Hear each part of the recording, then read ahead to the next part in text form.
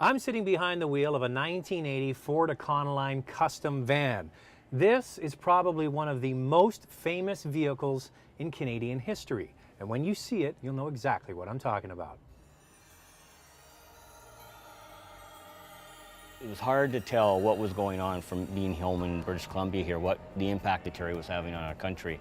You know, this van was Terry and Doug Allward's home, you know, through those first several months, so yeah. So what happened to it after the Marathon of Hope? Well, as we all know, Terry was forced to stop because the cancer returned in September 1980, September 1st, and it went back into southern Ontario, and Ford reclaimed it. Ford had donated the van to Terry to use on the Marathon of Hope, and it was sold to a family, and they used it as a camperized van for a few years. Did they know?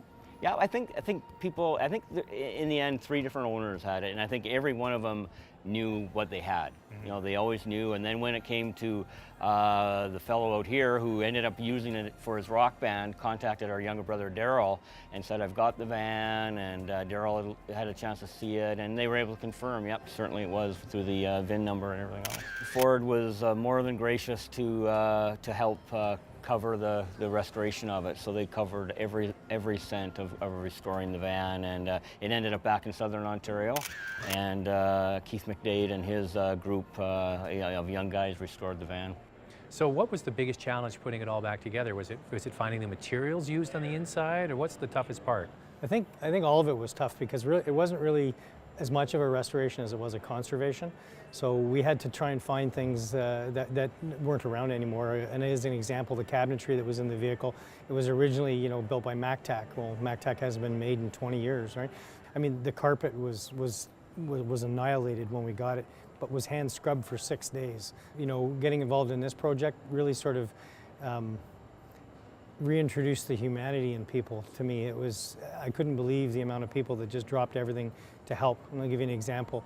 The engine builder built us an engine in 4 days, right? His mom had passed from cancer.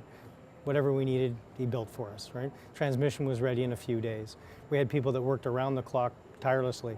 The little venue that we worked out of was in the back of a gentleman's house in Bradford, a friend of mine. We slept in his basement. You know, it truly brought out the goodness in people. This was Terry's, where Doug and Terry, for the first month or so, they slept in here almost every evening. Sure, along the way, people will put them up in their home, you know, invite them over for dinner and everything else. But there were so many times when they were in the middle of nowhere where they stayed in this van. Terry came into this van every 2 miles. He had a rest stop. He, you know, had some fruit or a drink of water or something, and this is where he felt protected. This vehicle is like no other. I've been involved in restoring, you know, multi-million-dollar vehicles. This is the only vehicle that I know of that Canadians walk up to and touch and brings tears to their eyes. You know, it is that special to Canadians.